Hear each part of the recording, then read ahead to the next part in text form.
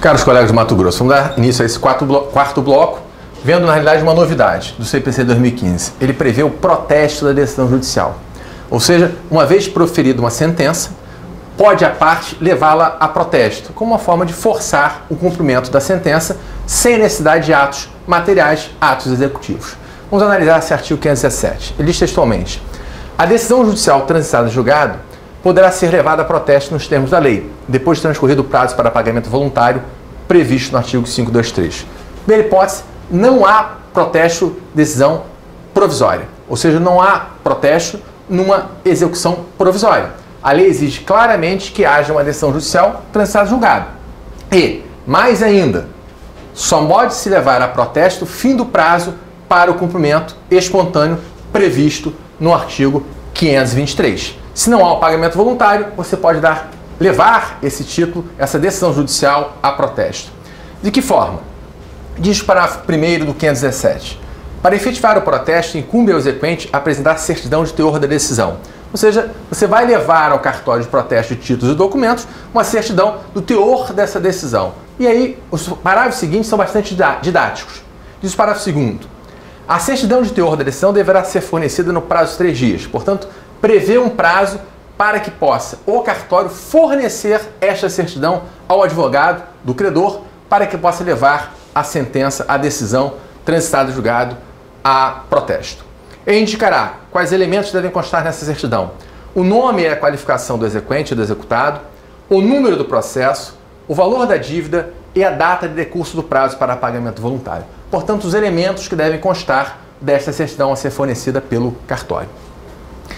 Dando sequência, o parágrafo 3º diz: o executado que tiver proposto ação rescisória para impugnar a decisão exequenda pode requerer às suas expensas e sob sua responsabilidade a anotação da propositura da ação à margem do título protestado. Ou seja, decorrido o prazo para o pagamento voluntário, a parte requereu a expedição da certidão e levou ao cartório de protesto.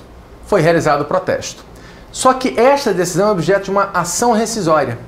E como forma de se proteger, a lei está prevendo que o executado leve também a registro a anotação de que existe uma ação rescisória à margem do título protestado. Seja isso, inclusive, para evitar medidas do tipo de tutela provisória para, eventualmente, retirar esse protesto. Você tem já uma certa precaução ao informar que existe uma ação rescisória contra essa sentença que foi objeto do protesto. E, parágrafo 4º, a requerimento do executado, o protesto será cancelado por determinação do juiz, mediante ofício a ser expedido no cartório no prazo de 3 dias. Portanto, pode o executado, devedor, requerer o cancelamento desse protesto. E deve ser feito no prazo de 3 dias, contados de que data? Do protocolo do requerimento, desde comprovada a satisfação integral da obrigação. É uma forma de você diminuir o ônus sobre aquele executado que teve contra si um protesto. O cartório de protesto vai ter esse prazo de 3 dias, contados do protocolo do requerimento, de cancelamento do protesto, que deverá levar em conta o quê? A comprovação integral da obrigação. Então, feito o pagamento, você pode requerer o cancelamento deste protesto. Há estudos que comprovam que o número de protestos realizados no país força e muito o pagamento das obrigações. É uma medida colocada no Código de Processo de 2015 que leva ao quê? A uma efetividade da execução, permitindo que seja feito o protesto e uma forma de cumprimento por todas as amarras que levam à concessão de crédito daquele que tem um título protestado contra si, ou pagamento, entre aspas, espontâneo, mas diria, brincando, forçado desta obrigação. Uma outra medida não prevista no capítulo do cumprimento de sentença, mas sim lá no livro da execução, é a possibilidade da inclusão do nome do devedor no cadastro da inadimplente. É uma outra medida extrajudicial prevista no Código de Processo Civil de 2015, uma novidade, assim como o protesto, que leva a quê? A compelir, forçar o executado a pagar, a cumprir a sua obrigação. O 782 diz: não dispondo a lei de modo diverso, o juiz determinará os atos executivos e o oficial de justiça os cumprirá. Parágrafo 3º, que nos interessa. A requerimento da parte, o juiz pode determinar a inclusão do nome do executado em cadastro da inadimplente. Então, uma vez, em princípio, num título executivo extrajudicial, e se aplica ao título executivo judicial também, pode a parte requerer a inclusão do nome do executado no cadastro inadimplente. Por exemplo, SPC e Serasa. Isso vai forçar o quê? O cumprimento da obrigação à medida que este cadastro, a inclusão do nome desse devedor nesse cadastro, gera, evidentemente, uma dificuldade na concessão de crédito para ele. O parágrafo 4º diz que a inscrição será cancelada imediatamente se for efetuado o pagamento, se for garantida a execução ou se a execução for extinta por qualquer outro motivo. Então, forma de se proteger o executado também prevê o cancelamento desta inscrição no cadastro de inadimplente. E o disposto nos parágrafos 3º e 4º aplica-se à execução definitiva de título judicial.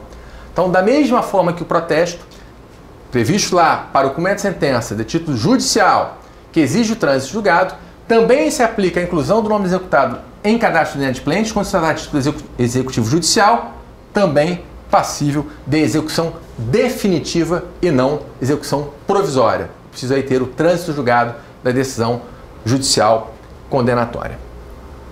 E um outro ponto que agora a gente vai analisar é a previsão expressa em mais de um dispositivo do Código de Processo Civil de 2015 em relação à chamada exceção de pré-executividade. Nós estamos tratando aqui do cumprimento de sentença. A previsão expressa da exceção de pré-executividade não retirou a previsão legal de impugnação, ou seja, o meio adequado para se defender contra um cumprimento de sentença, contra uma execução de título executivo judicial, é a impugnação. Mas está previsto no Código de Processo Civil, em diversos artigos, a chamada exceção de pré-executividade. Diz primeiro o artigo 518.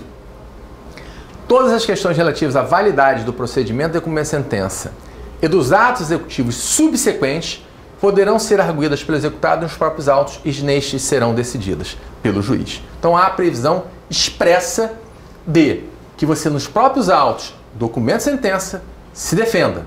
Eventualmente, até mesmo após o decurso do prazo para impugnação, desde que sejam aquelas matérias passíveis de serem conhecidas, por exemplo, de ofício pelo magistrado.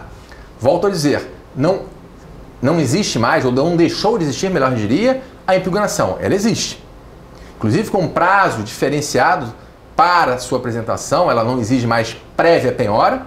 Decorrido o prazo para o cumprimento espontâneo, começa imediatamente a ocorrer o prazo para impugnação, mas em seu artigo 518, o CPC prevê que outras defesas podem ser apresentadas, melhor diria, nos autos da própria execução para serem lá decididas. Não faz sentido prático, né, você usar a exceção de pré-executividade só tem impugnação sem prévia penhora. Mas decorrido o prazo para impugnação, aquelas matérias que o juiz poderia conhecer de ofício, me parece que sem problema nenhum você apresenta uma mera petição e discute isso nos autos. Não estou dizendo que, por exemplo, você possa discutir excesso de execução depois que você perdeu o prazo. Há doutrinadores, eu tenho pleno conhecimento disso, que defendem que excesso de execução seria uma matéria que o juiz poderia conhecer de ofício. Não me parece que seja uma matéria dessa. Mas, para aqueles que assim não entendem, ou seja, que isso é uma matéria que deve ser arruída pela parte, uma vez que você perdeu o prazo para a impugnação, você não pode alegá-la simplesmente com uma mera petição. Então, me parece que a exceção de pré-executividade está positivada no Código, mas com seus requisitos. Não está me permitindo, sem que haja oferecimento de impugnação, no momento que eu quiser, eu apresente qualquer matéria. Não, aquelas que são passíveis de exceção de pré-executividade. O 525, parágrafo 11, diz: as questões relativas a fato superveniente ao término do prazo para apresentação, assim como aquelas relativas à validade e adequação da penhora da variação dos atos executivos subsequentes, podem ser arguídas por simples petição, tendo executado em qualquer dos casos o prazo de 15 dias para formular esta arguição, contado da comprovada ciência do fato ou da intimação do ato. Ou seja, aqui está ratificando o que eu disse há pouco para vocês. Há questões relativas a fato superveniente ao término do prazo para apresentação da impugnação, ou seja, aquilo que não ocorreu antes do momento para apresentação da impugnação. Assim como relativos à validade e adequação da penhora, que ocorrem na prática posteriormente, porque eu tenho um prazo inicial de 15 dias para o cumprimento espontâneo, fim do qual já começa a correr o prazo para impugnar. nós conhecemos que a vida forense, provavelmente, nesses 15 dias não se consegue fazer a penhora. Então você não terá como discutir em sua impugnação a penhora de um bem qualquer. Se isso ocorrer, evidentemente que você pode arguir na impugnação. Se não for, através de uma mera petição com um prazo de 15 dias e será discutida nos próprios autos, repito, por uma simples petição. Em relação à exceção de pré-executividade, mas aí falando do título executivo extrajudicial, reforçando a ideia de que isso foi claramente positivado no Código de Processo Civil. Diz o artigo 803 que anula a execução se, e aí são as três hipóteses, o título executivo extrajudicial não corresponder à obrigação certa, líquida e exigível, o executado não for regularmente citado e, por fim, for instaurado antes de verificar a condição ou de ocorrer o termo. E o parágrafo único. A nulidade de que cuida este artigo será pronunciada pelo juiz de ofício ou requerimento da parte, independentemente de embargos de execução. Volto a dizer, reforçando a ideia de que a exceção de pré-executividade foi expressamente positivada nesse CPC de 2015. Liquidação e cumprimento da tutela provisória. Aplicam-se as disposições relativas ao cumprimento de sentença provisória ou definitivo e à liquidação no que couber as decisões que considerem tutela provisória. Esse artigo 519 me parece de fundamental importância. E digo por quê. Há um entendimento jurisprudencial de que a tutela provisória não poderia ser passível de execução antes da sentença. Ora, é um entendimento forte e um entendimento que leva à seguinte conclusão. Uma vez concedida a tutela provisória, e se ela for descumprida, eu preciso aguardar a decisão final, a sentença, para poder dar início à execução dessa tutela provisória. Esse entendimento me parece que enfraquece o próprio Instituto da Tutela Provisória. Se a gente for analisar esse 519, quando diz que aplicam-se as disposições relativas ao cumprimento de sentença provisório ou definitivo e à liquidação no que couber as decisões que considerem a tutela provisória, podemos sim dizer que agora, do ponto de vista legal, temos o embasamento para dizer que a tutela provisória deve ser satisfeita, deve ser cumprida através de um procedimento, seja de cumprimento provisório, mas deve ser cumprida imediatamente, até para dar força àquela decisão judicial que concedeu a tutela provisória. Bem, agora vamos começar a analisar o cumprimento provisório. Nós vimos anteriormente disposições sobre o cumprimento definitivo, vamos ver agora algumas disposições sobre o cumprimento provisório. Em relação ao 520, a única novidade que eu chamo a atenção para vocês aqui, na realidade é uma curiosidade. O inciso 1 diz que corre por iniciativa e responsabilidade do exequente que se obriga, se a sentença for reformada, a reparar os danos que o executado haja sofrido. Historicamente, esta norma dizia corre por conta e responsabilidade, além da iniciativa. Suprimiu-se a palavra conta. Ou seja, será que podemos extrair dessa supressão a ideia de que a responsabilidade financeira no cumprimento provisório passou a ser do executado? Me parece que a tendência é não admitir isso, né? Mas eu queria só chamar a atenção para esse ponto aqui, que achei curioso, essa supressão de uma regra que a gente já tem há bastante tempo no Código de Processo Civil 73, que foi modificada num ponto específico aí no CPC de 2015. O artigo 520 deixa claro que, em sendo um cumprimento provisório, haverá oportunidade para a impugnação, evidentemente. No cumprimento provisório de sentença, o executado poderá apresentar impugnação, se quiser, nos termos do artigo 525. Ou seja, tanto no cumprimento provisório quanto no definitivo, a evidência deve o executado oferecer impugnação para discutir, por exemplo, o excesso de execução ou qualquer outro vício passível de alegação em impugnação. O importante para afastar qualquer discussão, seja doutrinária, seja jurisprudencial, em relação ao cumprimento provisório e a multa, o artigo 520, seu parágrafo 2º, diz: a multa e os honorários a que se refere o parágrafo 1º do artigo 523, ou seja, multas e honorários para o cumprimento de sentença, são devidos no cumprimento provisório de sentença condenatória ao pagamento de quantia certa. Não há mais qualquer dúvida, qualquer discussão. Tanto a multa quanto os honorários devem incidir no cumprimento provisório. Uma vez que não seja paga a quantia, não seja paga a dívida, incidirão honorários, incidirá a multa e, evidentemente, se for reformado o título judicial, haverá o ressarcimento de todos os prejuízos que esse até então executado, devedor, sofreu. Mas, mantida a decisão judicial passível de um cumprimento provisório, a execução terá sido definitiva e multas e honorários pagos em sua totalidade. Uma regra nova, diz o parágrafo 3º, se o executado comparecer tempestivamente e depositar o valor com a finalidade de isentar-se da multa, o ato não será visto como incompatível com o recurso por ele interposto. Qual é a novidade? Há um cumprimento provisório. Eu tenho um recurso pendente de julgamento no Superior Tribunal de Justiça. O credor dá início à execução provisória, ao cumprimento provisório desta sentença. O fato executado ir a juízo e tempestivamente depositar o valor não deve ser entendido como uma preclusão lógica ou uma desistência do recurso pendente de julgamento, no meu exemplo, no Superior Tribunal de Justiça. Eu depositei e isso não impede que haja o julgamento do meu recurso.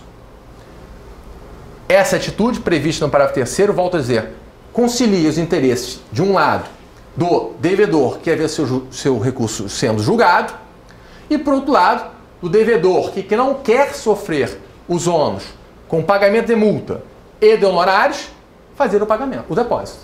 E aí, acho fundamental a importância interpretar o que neste artigo, ou precisamente neste parágrafo. Da mesma forma que pode o devedor depositar para evitar que incidam multa e honorários, pode o credor fazer o levantamento. Se ele deve dar caução ou não é uma outra situação que a lei prevê e nós vamos analisar isso mais lá na frente. Agora, o fato de eu depositar não impede que o credor levante. Eu deposito e tenho o julgamento do meu recurso, sem nenhum tipo de problema, eu devedor. O credor, devendo ou não dar a caução, fará o levantamento dessa quantia. Eu não estou garantindo o juízo e assim impedindo que este credor receba o dinheiro. A interpretação que me parece correta desse parágrafo 3º é: você isenta o devedor da multa e dos honorários. Você permite que o recurso dele seja julgado. E, por outro lado, evidentemente, você autoriza, dando caução ou não, conforme o caso, que o credor faça o levantamento deste dinheiro. Vamos parar agora e mais adiante voltamos com o nosso próximo bloco.